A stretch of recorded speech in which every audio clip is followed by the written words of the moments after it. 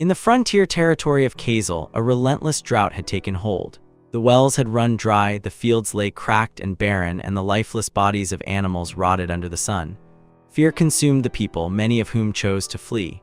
Margrave Kazel viewed this as a grave offense. To him, desertion during hardship was an unforgivable betrayal. Soldiers stood in the path of fleeing villagers. Under Margrave Kazel's orders, they began to punish those who attempted to escape. The scene quickly turned into a massacre. Soldiers slaughtered the villagers without mercy.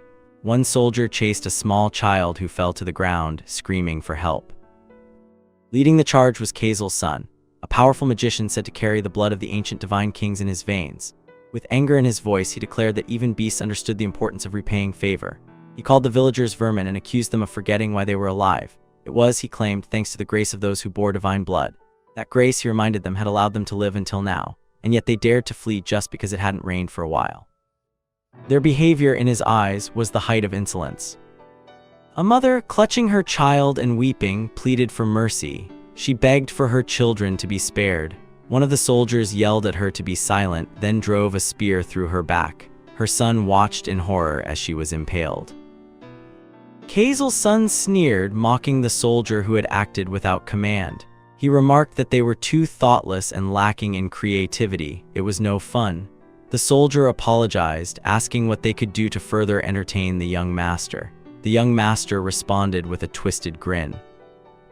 Soon after, several villagers were hanged from a tree. Their loved ones' parents, spouses, were forced to hold them up by supporting their bodies to prevent them from strangling. One soldier approached the young master, pointing out a man who had already been stabbed. He asked whether he should still tie a rope around the man's waist, nodding that the man might die before he could provide any real entertainment. The soldier pressed his boot down on the bleeding man's head. The girl nearby was already in tears, her voice shaking as she cried out. Without a hint of mercy, the soldier grabbed the wounded man and dragged him toward a tree. The girl scrambled after them, trying to stop him, but he shoved her to the ground. She hit the dirt hard, still crying. A moment later, the man's body was hanging from the tree. The young master stood off to the side, laughing at the scene. The girl rushed back to the tree, arms wrapped around the man, doing everything she could to hold him up and keep him from dying. The young master stepped closer to the girl and whispered into her ear with a malicious grin. Without her support, he told her, the man's veins would rupture and he would die. She trembled, clinging to the man with desperation. Then a voice rang out from behind, warning the young master not to treat the blood of the divine kings so lightly. The young master turned, curious. It was a knight who had arrived, Sir Zebek. Recognizing him, the young master smirked and approached, recalling that Zebek had once been his sword instructor. Zebek questioned the need for such cruelty, suggesting that a noble bearing the blood of kings should, at the very least, uphold dignity. The young master dismissed the concern. As long as no one spoke of what had happened, his dignity would remain intact. The villagers, he claimed, had dared to insult his nobility simply because of a brief drought. That was why they now suffered. He then turned the question back to Zebek. Would he spread word of what he had seen? Would a holy knight of the king's church risk tarnishing the dignity of noble blood? Zebek responded with a cold, unwavering stare. He warned that the truth could not remain hidden forever. The young master, momentarily confused, said nothing. A soldier quietly approached the young master and asked if they should deal with Zebek. The young master declined and instead ordered the soldier to fetch a whip. Taking the whip, the young master began lashing the girl. She endured the pain while still holding the injured man. Zebek stood by, watching silently. After some time, the young master, breathing heavily, paused. With a cruel smile, he remarked that the scene was truly entertaining. He mockingly told Zebek to smile, calling him Teach, and suggested that they should learn to enjoy life. Zebek remained still, powerless before the cruelty. As the sun set, the girl continued to support the man, who eventually spoke. He called her by name, Safia, and admitted he had been wrong. He pleaded with her to run. She held him tightly, whispering his name, Ifin, and asked whether the emperor's heralds would really come. Night fell at the tree. A knight approached the girl and offered her a drink. She asked who it was. It was Sir Zebek. He quietly told her to stay calm and asked if she could eat, gently holding a spoon to her mouth. She looked at him with a fragile glimmer of hope. Time passed, morning arrived. Safia lay asleep on the ground while Zebek sat nearby, resting against a tree. He gently urged her to wake. He explained that he had come without anyone's knowledge and now had to leave. If the young master discovered this encounter, there would be consequences. Regarding her fiancé, Zebek told her there was no need to support him anymore. She looked over and saw that Ifin was still hanging from the tree, now supported by a wooden stick. She stared in shock, trembling, then moved quickly. Gently, she removed the stick that had been propping him up and shifted her body underneath his to support him herself. Her arms shook under his weight. In a quiet, shaky voice, she asked Zebek to tell her his name, promising she would beg the Herald Clan to spare him when they arrived. Zebek was taken aback. Confused, he asked if she meant the Slayers of Sanctity, the soulless heretics. Had she truly contacted them? Zebek wasn't sure if the Slayers of Sanctity even existed, but even if they did, Kazel had 20 well-armed soldiers under his command and Zebek. The young master were among the blue blood, those of high divine heritage. He reminded her of the power of the bloodline of Yigas. Safia remained calm. She believed that even if Kazel's son was a magician, the Herald Clan could kill him. They were magicians too. The title Slayers of Sanctity had been given to them after they had slain kings who bore divine blood. Zebek questioned her sanity, then sighed, understanding that no one could endure such trauma without breaking. Holding his head up high, he finally introduced himself properly. He was Zebek, a holy knight of the king's church. He extended his hand and clarified that he wasn't giving her his name out of fear, nor to beg for his life should the Slayers arrive. If they came, he promised he would fight with everything he had. Then he informed her he would return that night. Left alone, Safia murmured to herself 2 days as she gazed at a triangle drawn into the dirt. The scene shifted to a serene countryside house. Outside, a man offered Sifin a gift, a gold coin etched with a mysterious pattern. Curious, Sifin asked what it was. The man responded by asking if she had ever heard of the Herald Clan. At that moment, a memory surfaced. She recalled a story her father once told her during her childhood. In that story, an image stood out, a man who resembled a king, surrounded by countless people kneeling before him, each offering a crown.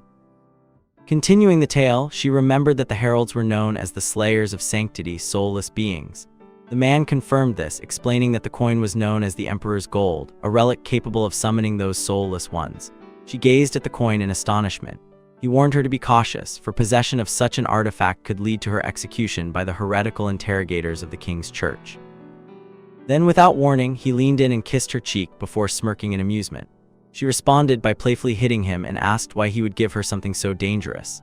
He explained that it was meant to be a precaution, just in case something were to happen to them. According to legend, if a triangle was drawn on the ground and the gold coin placed at its center, a herald would be summoned to assist the caller. Though he hoped it would never come to that, this was the explanation behind the symbol of the triangle on the ground. We return to the present. Quietly, Sifin muttered something about just holding on for 2 more days. Time passed. Eventually, the man was found hanged, while Sifin lay motionless on the ground, appearing lifeless. The scene changed. A group of men were bathing, and among them was Sir Zebek. As he gazed skyward, he commented on the unusual heat of the day. The sun was intense. The young master initiated a conversation, encouraging him to smile, but Zebek responded with a reminder that if citizens were killed, there would be no one left to pay taxes. The young master, shocked by the remark, replied. He spoke of increasing unrest among the wanderers and a rise in theft. Zebek noted that the Margrave's territory had fertile soil, suggesting that the population could be relocated there. The young master questioned why children born on rich soil should suffer because of the actions of the unworthy. If you hate this trash young master character as much as I do, show your rage by subscribing to the channel. I am building an army of haters, specifically for this arrogant, punch-worthy character. Join me and let's take him down 1 episode at a time. He criticized those who might destroy agriculture and flee, adding that farming success depended on the individual, but also on the soil, climate, sky, and the light of the king. With a twisted expression, he remarked that this was what the king and the church had always taught. Zebek stared silently as the young master continued, insisting that the drought was a punishment for the people's lack of faith in the king's church. He demanded confirmation, asking if that was not exactly what the doctrines claimed. Zebek replied that it was a broad interpretation. One person may have enriched the soil, while another may have caused the drought. Therefore, the sinners should be punished, and those who contributed to prosperity should be granted land. As this was being said, soldiers were seen loading loot, jewelry, and potions onto carts, blood staining the stolen goods. The young master declared that his actions were for the sake of saving the people. Then, casting a menacing glare at Zebek, he challenged him to oppose the order if he dared. With that, he walked away. Time passed again. Sir Zebek returned to the tree where the girl and the hanged man had been.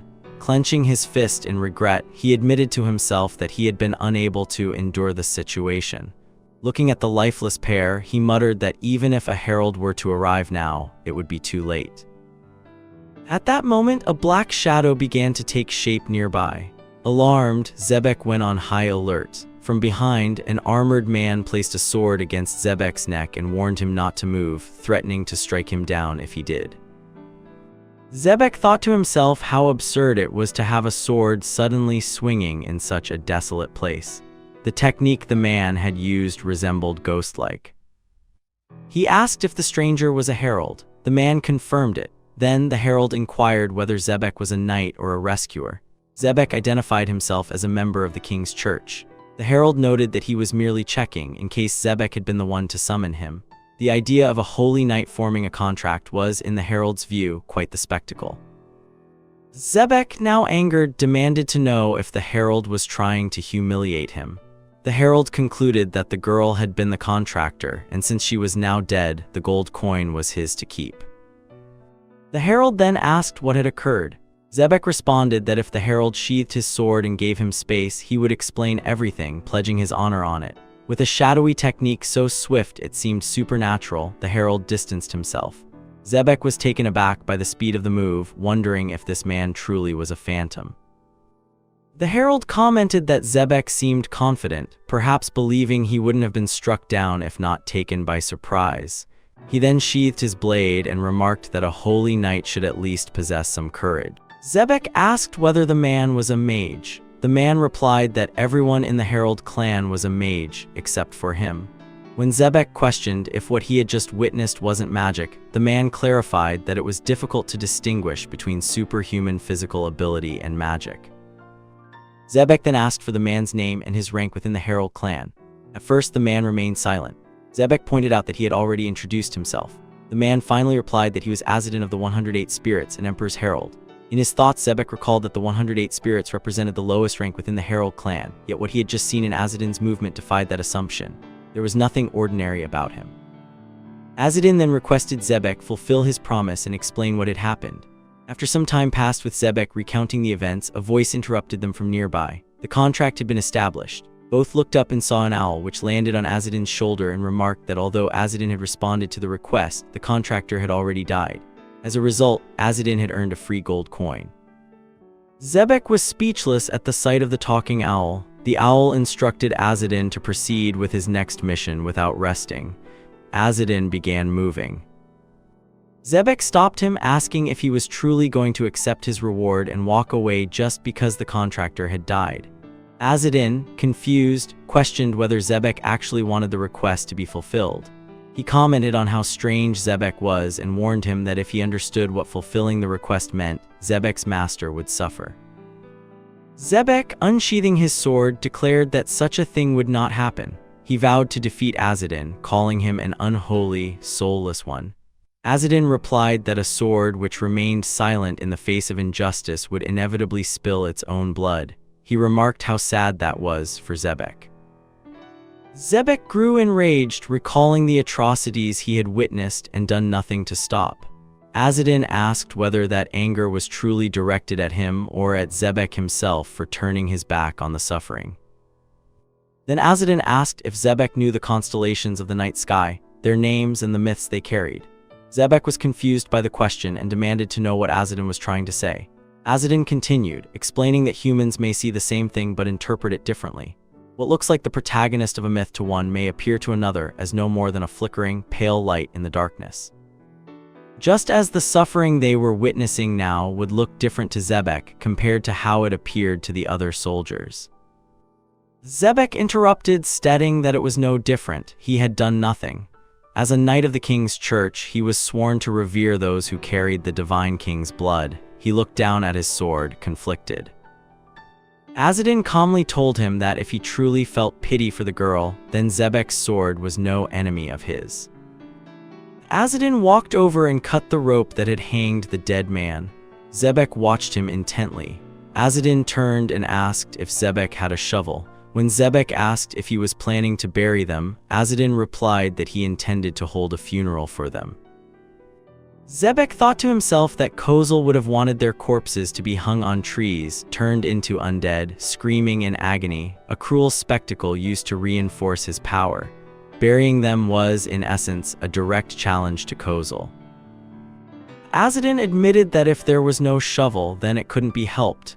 He knelt and began to dig with his hands. Behind him, Zebek gripped his sword tightly. Then, instead of attacking, he drove his sword into the ground and joined Azadin, digging with his hands. Eventually, both graves were complete. Azadin prayed for mercy upon their souls. Zebek noted that a man of the Herald Clan was using the prayers of the rescuer's order. Azadin, unbothered, stated that he simply liked their ideology. Zebek remarked on how reckless and brazen it was to abandon the destiny of his birth clan and embrace the faith of heresy. Azadin replied that if he didn't uphold what he believed was right, then his birth would have no meaning. Zebek asked what exactly it was that Azadin admired about the rescuer's order. In response, Azadin loosened his belt and fashioned it into a bow. Azadin told Zebek an individual he revere is coming from that direction. Zebek then looked in that direction. It was the corrupt young master, accompanied by soldiers. The young master scoffed, asking why Zebek hadn't told him he liked the farmer woman. He commented on how fine she was for a commoner from the countryside. Zebek realized the young master had figured out that he had taken care of the girl. He assessed the situation. 20 heavily armed soldiers stood before them. Even for him, there was no hope of victory. The young master then asked who the bastard standing beside Zebek was. Azadin responded silently by raising his makeshift bow and aiming it at the soldiers. He fired. The arrow struck a soldier at the end of the formation directly in the eye. The man screamed in agony as he fell. The others turned to help him. Zebek, stunned, realized that Azadin had managed to hit a distant target perfectly even in this situation. Azadin shot another arrow. This time, the soldiers at the front raised their shields to block it. One of them felt something pierce through. He dropped his shield, which split in two. The soldier collapsed in pain. The others watched in silence, paralyzed by fear. Zebek noticed the impact. The damage was so precise and devastating, it looked as if a laser had burned through the shield. The arrow had even curved mid-flight like a living serpent. As he prepared another shot, Azadin finally answered the question Zebek had asked earlier. What he liked about the rescuers' order was their belief that a person's worth was not defined by birth, but by belief and action. He added that someone born with the blood of a divine king who raped and massacred his people could not be considered noble. Azadin took aim at the young master. The young master, enraged by what was said about him, let out a furious yell. The trash young master gave a cold command for Zebek to eliminate Azadin. Azadin, wasting no time, launched himself into the air and fired an arrow mid-ascent. While descending, he swiftly drew 2 more arrows and fired, striking down 2 soldiers with precise aim. Soldiers moved to intercept where he would land, thrusting their spears upward. Azadin, rather than evading conventionally, landed momentarily on one of the spears, balanced atop it, and used it to vault himself into another flip. From the air, he fired more arrows, hitting additional soldiers. One of the arrows grazed the trash young master, leaving a visible wound but not ending his life. The trash young master, observing the pattern of the attack, came to realize that the injuries were intentional and non-lethal. Azadin was disabling rather than killing, neutralizing the threat with control and calculation. Azadin then appeared behind the trash young master, establishing his dominance through action alone. The soldiers who witnessed this froze, their fear surfacing as murmurs spread. He was a herald, one of the soulless.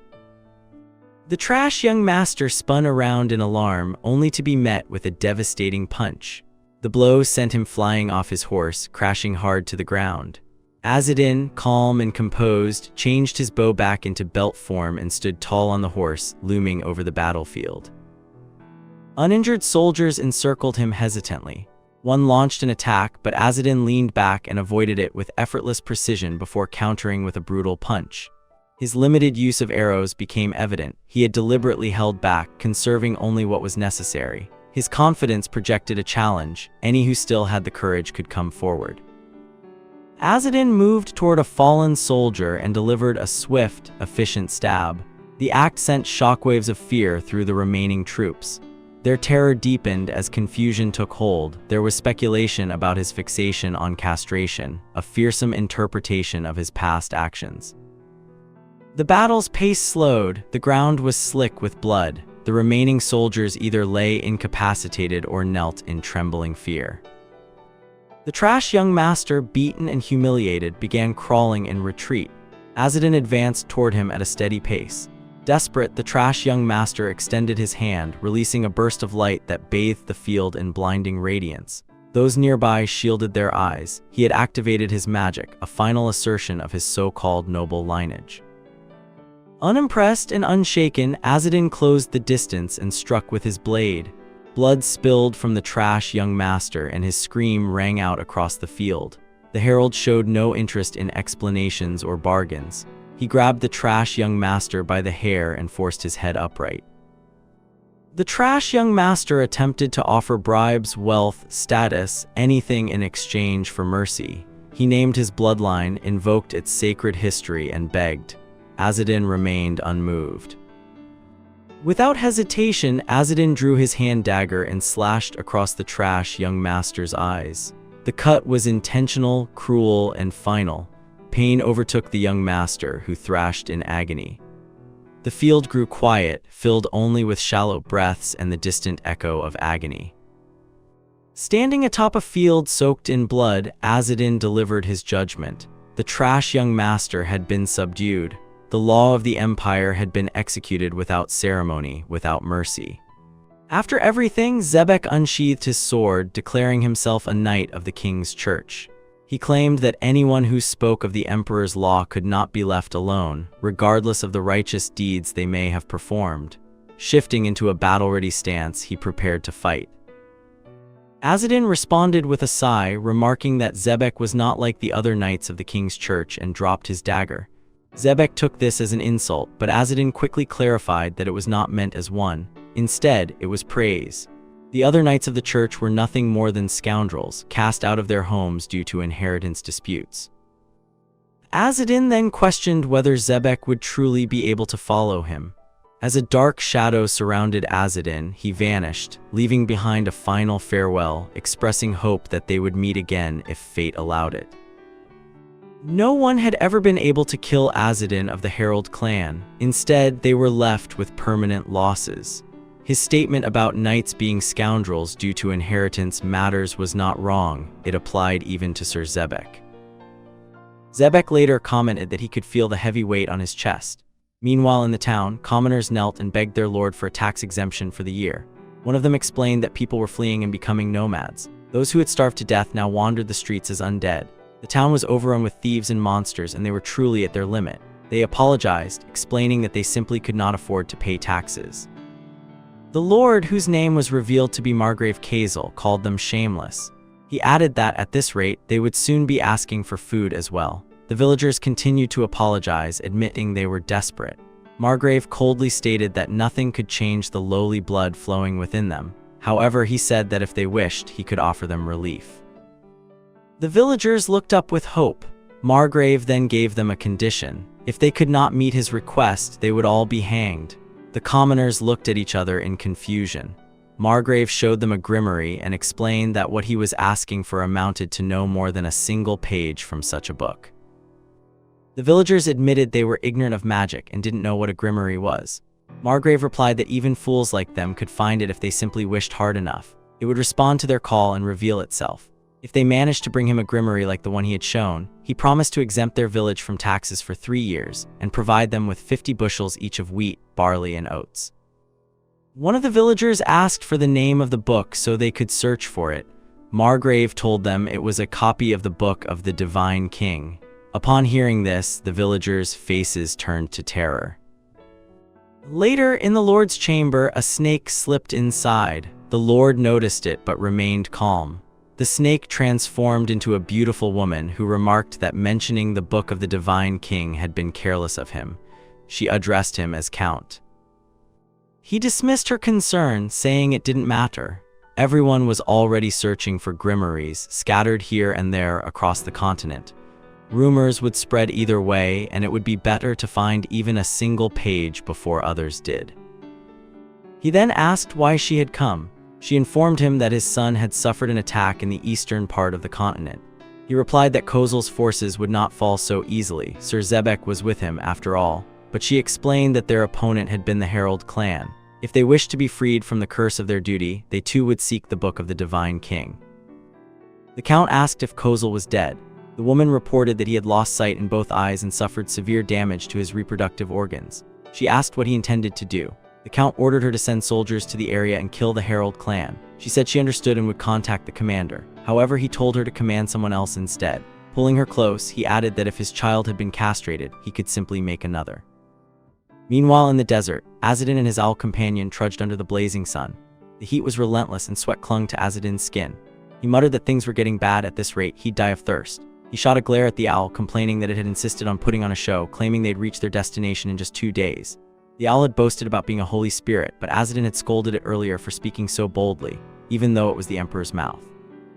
Azadin continued, lamenting that they were called slayers of sanctity and soulless heretics. Thanks to the owl's performance in front of the contractors, Azadin had left behind all luggage and rushed ahead.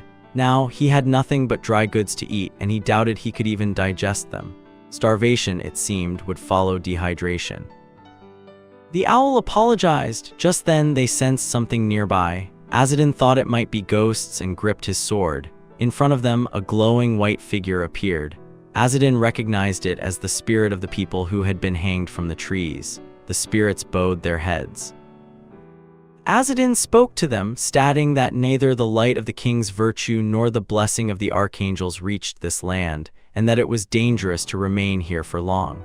He told them that he had avenged their deaths and asked them to move on to the afterlife. One of the spirits, a girl from earlier, pointed toward a well. Azadin understood their intent. They were showing him a source of water. He thanked them and pulled the rope on the well. When the bucket rose, it was filled with sand. Resting inside was a piece of paper covered in strange symbols.